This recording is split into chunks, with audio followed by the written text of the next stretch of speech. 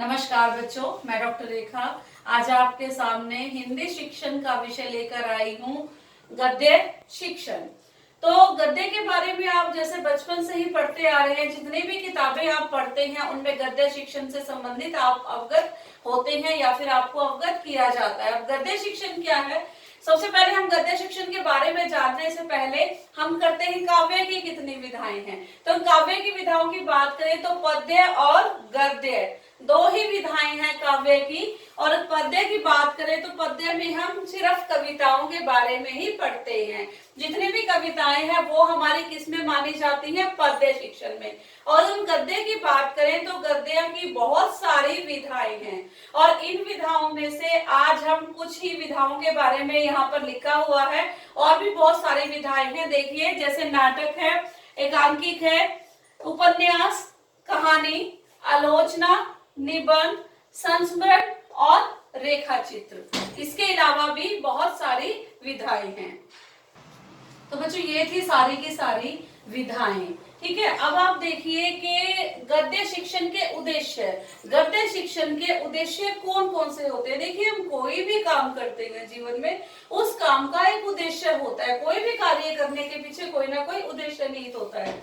तो गद्य शिक्षण के दो उद्देश्य हैं। जैसे हम अपनी अगर हम बात करें किताबों में तो उसमें हम क्या क्या पढ़ाते हैं, पाठ पढ़ाते हैं, जीवनी पढ़ाते हैं, संस्मरण पढ़ाते हैं, रिपोर्टाज पढ़ाते हैं, रेखा चित्र पढ़ाते हैं। तो उनको पढ़ाने के पीछे कौन कौन से उद्देश्य होते हैं, तो पहले तो है सामान्य उद्देश्य और दूसरे हैं विशिष्ट उद्देश्य। तो दो प्रकार के उद्देश्यों की आज हम बात करेंगे, सामान्य और विशिष्ट उद्देश्य। तो आइए देखते हैं सामान्य उद्देश्य कौन से होते हैं गद्य शिक्षण के लिए, कि क्यों हमें गद्य शिक्षण पढ़ाया जाता है। तो इसके लिए सामान्य उद्देश्य है शुद्ध उच्चारण, ठीक है, कि बच्चों के उच्चारण को हमें शुद्ध करना है। जैसे बहुत सारे बच्चे हैं जो अशुद्ध उच्चारण करते हैं, तो अगर वो उनको पढ़ेंगे पाठ को तो उनका उच्चारण क्या होगा, शुद्ध होगा। शुद्ध उच्चारण के बाद विराम चिन्हों का प्रयोग, बच्चे ये सीखेंगे कि उनको विराम चिन्हों का प्रयोग कहाँ पर और किस प्रकार से करना है। फिर है अर्थबोध, बच्चे पढ़ी हुई सामग्री का अर्थ निकालने में सक्षम होंगे, कि जो भी आपको पढ़ाया गया है, जो आपने पढ़ा है उसका आप अर्थ निकाल सके, आप में इतनी सक्षमता पैदा हो जाएगी। फिर है केंद्रीय विचार, कि लेखक इसमें क्या कहना चाहता है। जो पाठ हमने पढ़ा है, ठीक है, उसमें एक लेखक क्या कहना चाहता है, ये है उसका केंद्रीय विचार, कि क्यों ये पाठ हमारे जो पुस्तिका के अंदर रखा गया, क्यों ये पाठ हमारे पाठ्य पुस्तक में रखा गया। तो उसका केंद्रीय विचार के बारे में हम जानकारी प्राप्त करेंगे। फिर देखिए ज्ञान, मनोरंजन व प्रेरणा। तो इससे हमें सामान्य उद्देश्य क्या होता है, अब जब भी हम कोई भी गद्य की विधा पढ़ेंगे, चाहे हम नाटक पढ़े, चाहे हम रेखा चित्र पढ़े, चाहे हम रिपोर्टाज पढ़े, चाहे हम संस्मरण पढ़े, चाहे हम किसी की जीवनी पढ़े, उससे क्या होगा, एक तो ज्ञान मिलेगा, मनोरंजन होगा, वह उससे हमें प्रेरणा भी मिलेगी, ठीक है। फिर है साहित्य के प्रति रुचि, कि अगर हम इस प्रकार का साहित्य पढ़ते हैं तो ऐसे साहित्य को पढ़ने के बाद क्या होगा कि हमारी रुचि उस साहित्य के अंदर विकसित हो जाएगी। फिर देखिए सांस्कृतिक विषयों का ज्ञान, हाँ जी, इससे पढ़ने से क्या होगा कि हमें जो हमारे सांस्कृतिक विषय हैं जिनको हम पीछे छोड़ आते हैं, तो उन विषयों का ज्ञान में वृद्धि होगी। सामान्य उद्देश्य तो हमने पढ़ लिए थे। जितनी भी गद्य की विधाएं आप पढ़ोगे, चाहे वो मैंने कहा नाटक है, चाहे वो जीवनी है, चाहे वो एकांकी है, चाहे वो रेखा चित्र है, चाहे वो संस्मरण है, चाहे वो रिपोर्टाज है, चाहे वो यात्रा वृत्तांत है, तो इन सब के द्वारा ये सामान्य उद्देश्य हैं आपके गद्य शिक्षण के लिए। अब गद्य शिक्षण के विशिष्ट उद्देश्यों की अगर हम बात करें तो विशिष्ट उद्देश्य वो उद्देश्य होते हैं, जैसे आपको कोई पाठ दिया गया। अब मैं आपको उदाहरण देती हूँ, कोई भी पाठ है और वो महाराणा प्रताप से संबंधित है या महाराणा प्रताप जी की जीवनी से संबंधित है, तो उस पाठ से संबंधित यानी कि हमारा ये उद्देश्य होगा कि उस पाठ को आपकी जो पाठ्य पुस्तकें हैं उनमें रखा गया है, ताकि आप महाराणा प्रताप जी के जीवन से प्रेरणा लें, ताकि आप अपने मन के अंदर देश प्रेम का भाव पैदा करें, ताकि आप अपने मन के अंदर देशभक्ति का भाव पैदा करें। इसीलिए ये पाठ हम पढ़ रहे हैं। तो जो पाठ से संबंधित उद्देश्य होंगे ना, उनको हम कहेंगे विशिष्ट उद्देश्य। मैंने कहा कि सामान्य तो सभी सामान्य सामग्री जितनी भी है उन सबसे संबंधित होंगे, लेकिन जो विशिष्ट उद्देश्य है वो जो पाठ हम पढ़ रहे हैं उस समय, मैंने अभी आपको उदाहरण भी दिया कि महाराणा प्रताप के अगर आप जीवन वृतांत के बारे में पढ़ रहे हैं तो उसके बारे में उसी से संबंधित जो होंगे वो विशिष्ट उद्देश्य होंगे हमारे। देखिए विशिष्ट उद्देश्य, विषय से संबंधित ज्ञान। अब जैसे मैंने उदाहरण दिया आपको महाराणा प्रताप का, तो उसी विषय से संबंधित क्या जो लेखक का उद्देश्य था कि आपके जीवन में देश प्रेम की भावना पैदा हो, आपके जीवन में राष्ट्र प्रेम की भावना पैदा हो, क्या वो भावना आपके अंदर पैदा हुई उस पाठ को पढ़ने के बाद? तो ये है इसका विशिष्ट उद्देश्य। मुहावरों लोकोक्तियों का ज्ञान, उसके बीच में जितने भी मुहावरे और लोकोक्तियां होंगे उन सभी का क्या आप जीवन में प्रयोग कर रहे हैं। ठीक है। फिर पाठ में निहित मुख्य भाव, मैंने आपको बताया कि अगर महाराणा प्रताप के जीवन से संबंधित आप किसी भी पाठ को पढ़ रहे हैं, वृतांत को पढ़ रहे हैं, ठीक है, तो उससे क्या होगा, उसका मुख्य भाव क्या है? आप बच्चों में देश प्रेम की, देशभक्ति की, राष्ट्र प्रेम की भावना को उत्पन्न करना, और वो क्या होगा, उसका निहित भाव होगा। फिर आप पाठ को कलात्मकता, पाठ की कलात्मकता को समझना कि पाठ के अंदर कलात्मक चीजें क्या है, उसका सौंदर्य कैसा है, उसका कला पक्ष कैसा है, उसका भाव पक्ष कैसा है, उसमें शब्द कैसे हैं। तो ये है पाठ की कलात्मकता। उसमें शब्दों का प्रयोग किस प्रकार से किया गया है, उसमें मुहावरों का प्रयोग कैसे किया है, उसमें लोकोक्ति का प्रयोग कैसे किया है। तो ये होगी पाठ की कलात्मकता। ठीक है। उसके बाद है विशिष्ट ज्ञान से संबंधित। मैंने आपको कहा कि ये सामान्य ज्ञान नहीं होगा, क्योंकि एक विशिष्ट व्यक्ति से संबंधित है, एक विशिष्ट चीज से संबंधित है, तो इसलिए ये जो होगा आपका विशिष्ट ज्ञान से संबंधित होगा। अब हम करेंगे गद्य शिक्षण के सोपान, पद या फिर सोपान। और आप इसको अंग्रेजी में, जैसे हम अगर आपको पद और सोपान से अनभिज्ञ हैं तो इसको अंग्रेजी भाषा में कहते हैं स्टेप्स। कि जब भी हम गद्य शिक्षण करेंगे तो उसके क्या पद होंगे और क्या उसके सोपान होंगे, आपको ये बताया जाएगा। कि जब भी एक अध्यापक कक्षा में कोई भी गद्य से संबंधित सामग्री पढ़ाता है तो उस अध्यापक के पढ़ाने के क्या उद्देश्य होते हैं, और पढ़ाने के बाद उन उद्देश्यों की पूर्ति होती है या फिर नहीं होती, इस चीज को भी हमें देखना है। और अध्यापक को किस किस सोपान का जो है अनुकरण करना है ताकि बच्चा जो गद्य शिक्षण में निपुण हो सके। तो आइए देखते हैं गद्य शिक्षण के सोपान। पहला है प्रस्तावना। प्रस्तावना में जैसे मैंने आपको बताया कि गद्य में क्या क्या आता है, कहानी है, नाटक है, जीवनी है, रिपोर्टाज है, संस्मरण है, वृतांत है, रेखा चित्र है। तो ये सारे के सारे किसमें आते हैं, ये सारे के सारे गद्य शिक्षण में आते हैं। तो गद्य शिक्षण में आप देखिए कि सोपान कौन कौन से होंगे। प्रस्तावना में एक अध्यापक क्या करेगा, या फिर एक प्रस्तावना में जब भी अध्यापक पढ़ाना शुरू करेगा किसी भी वृतांत को, किसी भी रेखा चित्र को, किसी भी जीवनी को, किसी भी संस्मरण को या फिर किसी भी रिपोर्टाज को, तो पढ़ाने से पहले एक अध्यापक का क्या कार्य होगा, लेखक का परिचय। कि सबसे पहले अध्यापक जो होगा वो लेखक का परिचय देगा कि जो ये रचना है जो मैं आपको पढ़ाने जा रहा हूँ वो किस लेखक के द्वारा लिखी गई है। ठीक है। और उसके बाद क्या होगा कि प्रश्नोत्तर प्रणाली। प्रश्नोत्तर प्रणाली क्या है कि उससे संबंधित अध्यापक जो है कुछ प्रश्न बच्चों से पूछेगा कि आपने किन किन लेखकों की रचनाएं पढ़ी हुई हैं, क्या आपको कुछ लेखकों के नाम याद हैं, या फिर हास्य व्यंग्य के कौन कौन से लेखक हैं। तो किसी भी प्रकार के आसान प्रश्न जो है वो एक अध्यापक अपनी कक्षा में अपने बच्चों से पूछ सकता है। फिर है सहायक सामग्री। तो उसके लिए जो भी सहायक सामग्री होगी प्रस्तावना के लिए वो अध्यापक दिखा भी सकता है कक्षा में और उसका प्रयोग भी कर सकता है। अगला है इसका नंबर 2 पे है उद्देश्य कथन।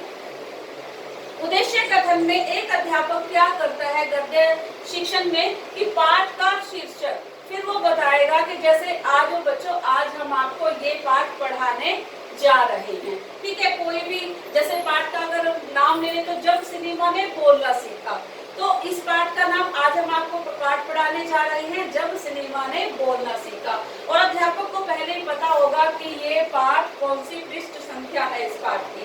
तो पहले ही अध्यापक कहेगा कि छात्रों इस पृष्ठ संख्या को आप निकालिए या इस पेज को खोलिए।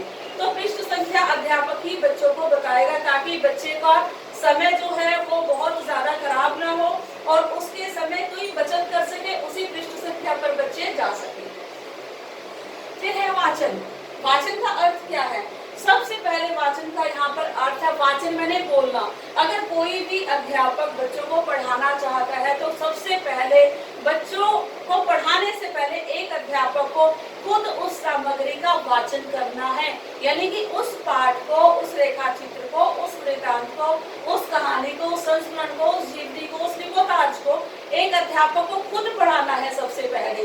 तो पढ़ाने के बाद जब एक अध्यापक पढ़ाता है तो उस पढ़ाने को हम क्या कहते हैं? जब एक अध्यापक पढ़ाता है, अब जैसे एक अध्यापक पढ़ाता है तो हम उम्मीद करते हैं कि अध्यापक के वाचन में किसी भी प्रकार की त्रुटि नहीं होगी या गलती नहीं होगी। इस प्रकार जब एक अध्यापक पढ़ाता है तो उसको नाम दिया जाता है आदर्श वाचन। आदर्श वाचन का मतलब है कि जब एक अध्यापक पढ़ा रहा है, एक आदर्श रूप पढ़ा रहा है, तो उसे हम आदर्श वाचन कहते हैं। आदर्श वाचन के बाद फिर अध्यापक या अध्यापिका क्या करते हैं कि अपनी कक्षा के कुछ छात्रों को पढ़ने के लिए कहते हैं कि अब मैंने इस चीज को पढ़ दिया है, अब कक्षा के 5 या 6 बच्चे इस सामग्री को पढ़ेंगे जो पहले अध्यापक पढ़ चुके हैं। और इस विधि को हम कहते हैं अनुकरण वाचन। तो पहले जो अध्यापक ने पढ़ाया कक्षा में उसे हम कहेंगे आदर्श वाचन, और उसके बाद अध्यापक के पढ़ाने के बाद जब बच्चे उसका अनुकरण करते हैं उसे हम कहेंगे अनुकरण वाचन। अनुकरण वाचन के बाद कुछ बच्चे ऐसे हैं कि जो जोर जोर से बोल के नहीं पढ़ सकते, तो उसके लिए अध्यापक क्या कहता है बच्चों को? आपने सुना भी होगा कक्षाओं में कि बेटा मन मन में पढ़ो, धीरे धीरे पढ़ो, अंदर ही अंदर पढ़ो, कि किसी को आपकी आवाज ना सुने। तो उसको हम कहते हैं मौन वाचन। तो पहले होता है आदर्श वाचन, फिर अनुकरण वाचन और फिर मौन वाचन। तो इसका प्रयोग एक अध्यापक करता है वाचन के समय। अब अगला जो इसकी सोपान है वो है व्याख्या। गद्य शिक्षण में उसके बाद क्या होती है? व्याख्या। पहले प्रस्तावना, लेखक का परिचय, प्रश्नोत्तर प्रणाली के द्वारा, सहायक सामग्री के द्वारा, फिर उद्देश्य कथन। अध्यापक ने बताया कि आज ये वाला पाठ हम आपको पढ़ाने जा रहे हैं और इसकी ये पृष्ठ संख्या निकालिए। फिर है वाचन। वाचन में पहले आदर्श वाचन हुआ जो अध्यापक ने किया, फिर अनुकरण वाचन हुआ जो बच्चों ने किया, और फिर मौन वाचन हुआ, वो भी किसने किया? छात्र छात्राओं ने किया कक्षा में। उसके बाद अध्यापक क्या करता है? व्याख्या करता है। अब जितने भी बच्चे पाठ को पढ़ते हैं, जरूरी नहीं कि हर शब्द या फिर हर पंक्ति बच्चों को समझ आई हो, उसमें बहुत सारी चीजें ऐसी हैं जो बच्चों को समझ नहीं आती। कई बार बच्चे पढ़ते हैं लेकिन उसका अर्थ उस बच्चों को नहीं पता होता। तो ये सारी चीजें जो है एक अध्यापक को पूरे पाठ में क्या क्या किस प्रकार से व्याख्या करनी पड़ती है और कैसे पाठ से संबंधित वो अन्य चीजों को भी बच्चों को पढ़ा सकता है। अब देखिए शब्दों की व्याख्या। अगर पाठ पढ़ाते समय किसी भी प्रकार के कठिन शब्द आते हैं तो उन शब्दों की एक अध्यापक किस प्रकार से व्याख्या करेगा? ठीक है, कठिन शब्दों की। अब जैसे त्रुटि शब्द आ गया, त्रुटि का मतलब क्या है? अर्थ क्या है? गलती। बच्चों को नहीं पता कि त्रुटि क्या होती है, हम कहते हैं छोटी सी त्रुटि थी, त्रुटि गलती। तो ये त्रुटि का अर्थ गलती है, ये भी बच्चों को पता चलना चाहिए। फिर देखिए अंग संचालन। आप मेरा देख रहे हैं यहाँ पर, तो हमारा क्या हो रहा है इस समय? अंग संचालन हो रहा है, यानी कि मेरे हाव भाव, मेरे हाथ भी चल रहे हैं, ठीक है, मेरे हाव भाव भी काम कर रहे हैं। तो ये सब चीजें किससे हो रही हैं? अंग संचालन के द्वारा हो रही है। तो एक अंग संचालन भी बहुत आवश्यक है एक अध्यापक के लिए। और अंग संचालन के बाद एक पर्यायवाची शब्द। पर्यायवाची शब्द आप ये देखिए कि कोई भी जब भी एक अध्यापक पढ़ा रहा है, कोई शब्द ऐसा आता है बच्चे को कि उसका अर्थ बच्चों को नहीं पता। ठीक है, अब जैसे वाड़ी, वाड़ी का अर्थ बच्चों को नहीं पता कि पानी भी होता है। अब एक अध्यापक बताएगा कि वाड़ी मतलब पानी, वाड़ी मतलब नीर, जल। तो ये सब चीजें एक पर्यायवाची जितने भी इस पाठ में आएंगे उन पर्यायवाची शब्दों के बारे में भी एक अध्यापक अपने बच्चों को बताएगा। फिर है विलोम शब्द। अब कक्षा में विलोम शब्द जब भी एक अध्यापक पढ़ा रहा है तो उसके पाठ में विलोम शब्द भी आ सकते हैं, ठीक है ना। अब देखो जैसे हम कहते हैं कि कोई भी चीज है, अब मान लो कोई किसी भी चीज का अगर हम सरलीकरण कर देते हैं तो वो बच्चों को समझ आ जाती है। सरलीकरण मतलब उसको आसान बना देते हैं। और इसी तरह से विलोम शब्दों की बात है, ठीक है। अब जैसे आप पाठ पढ़ा रहे हैं, पाठ में एक शब्द आया घट, बच्चों को नहीं पता घट का मतलब क्या होता है, ठीक है। घट के मतलब अनेक बहुत सारे शब्द होते हैं, घड़ा, ठीक है, और अंदर आपका मन, आपका अंतर मन वो भी है। तो ये सारे पर्यायवाची कौन बताता है, एक अध्यापक बताता है। फिर है उपसर्ग। उपसर्ग आपको पता है कि जो शब्दों के सामने लगकर उसका अर्थ बदल देते हैं, ठीक है, तो उन्हें हम कहते हैं उपसर्ग। उपसर्ग को भी बता सकते हैं, जैसे कुछ भी शब्द ऐसे आए हैं तो उनको शब्दों को अलग करके उनका अर्थ कैसे निकल सकता है, ये भी एक अध्यापक बच्चों को पढ़ा सकता है। उसके बाद है प्रत्यय। प्रत्यय आपको पता है जैसे पीछे लगते हैं जो शब्द और उनका अर्थ को परिवर्तित कर देते हैं तो उसे हम क्या कहते हैं, प्रत्यय कहते हैं। अब जैसे मनुष्य है, मनुष्य शब्द है, इसके पीछे आप ता लगा देते हो तो क्या बन जाता है, मनुष्यता, तो ये एक प्रत्यय है। उसके बाद है समास। समास आपको पता है कि सारे शब्दों को जब हम बहुत ही कंबाइन कर देते हैं, इकट्ठा कर देते हैं तो उन्हें हम क्या कहते हैं, समास, जिसमें हम शब्दों को संग्रहित कर देते हैं। फिर है प्रत्यक्ष वस्तु। प्रत्यक्ष वस्तु को हम क्या कहते हैं, वास्तविक चीजें, रियल ऑब्जेक्ट, जो आपके सामने नजर आ रही हैं उन्हें हम प्रत्यक्ष वस्तु कहते हैं। अब जैसे कक्षा में दो बच्चे खड़े हैं, राम और श्याम, हम ये कहेंगे कि दोनों के दोनों क्या है, प्रत्यक्ष है आपके सामने, ठीक है, तो वो भी एक अध्यापक बच्चों को बता सकता है। फिर है प्रदर्शन। प्रदर्शन विधि के द्वारा, अब जैसे कोई भी चीज है जो बच्चों को समझ नहीं आ रही तो अध्यापक उसका प्रदर्शन करके अपनी कक्षा में बच्चों को समझा सकता है, उसके बारे में बता सकता है। फिर है रेखाकृति, यानी कि आकृतियों के द्वारा कोई भी चीज है जो बच्चों को समझ नहीं आ रही तो उस चीज की आकृति बनाकर हम बच्चों को समझा सकते हैं। फिर है तुलना। तुलना करके एक चीज की दूसरी चीज के साथ कि वो एक अच्छा बच्चा है और तुम ऐसे करोगे तो तुम भी एक अच्छे बच्चे बन जाओगे, या जैसे महाराणा प्रताप जी ने किया वैसे ही जीवन में तुम करो, ठीक है। तो इस तरह से तुलना करके अध्यापक अपनी जो है गद्य शिक्षण का प्रयोग करता है। देखिए फिर है अगला हम देखेंगे कक्षा निरीक्षण कार्य।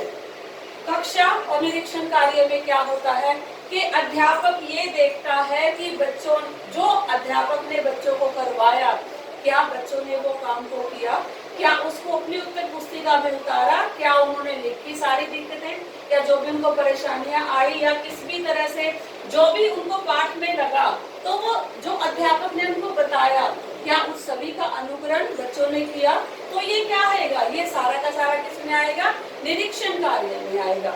उसके बाद है पुनरावृत्ति। तो एक अध्यापक जो भी कक्षा में पढ़ाता है, जो भी करवाता है, उसको दोबारा से क्या करता है, उसकी पुनरावृत्ति करता है, जिसको हम इंग्लिश में रेपिटेशन भी कहते हैं। कि कई बार एक बार में बच्चों को वो चीज समझ में नहीं आती तो इसलिए बहुत सारी चीजों की अध्यापक को पुनरावृत्ति करनी पड़ती है। और पुनरावृत्ति करने के बाद जो आखिरी कार्य होगा अध्यापक का वो है गृह कार्य, कि जितना भी अध्यापक ने बच्चों को कराया है उतने में से थोड़ा सा कार्य वो घर पे करने के लिए देता है बच्चों को कि आपने ये चीज घर पर कर लानी है, तो उसे हम क्या कहते हैं, उसे हम कहते हैं गृह कार्य। तो बच्चों ये थे सारे के सारे गद्य शिक्षण के सोपान, और मुझे उम्मीद है कि आपको गद्य शिक्षण बहुत अच्छे से समझ में आ गया।